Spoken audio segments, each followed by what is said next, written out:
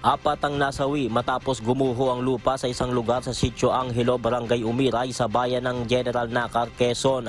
Bunsod ng walang tigil na pagbuhos ng ulan, nagtulungan ang mga residente na hukayin ang mga lupa katuwang iba't ibang ahensya ng pamahalaan, gayon din ang 2nd Infantry Division ng Philippine Army at Provincial Disaster Risk Reduction Management Office o PDRRMO. Sa inisyal na investigasyon, kabilang sa nasawi ang buntis subalit wala pang binibigay na pagkakakilanlan ng mga biktima. Patuloy naman ang paalala ng lokal na pamahalaan na lumikas at makipag-ugnayan sa kanilang tanggapan upang maiwasan ang hindi inaasahang trahedya.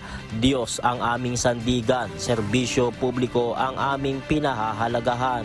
Marcus Doria, humahataw!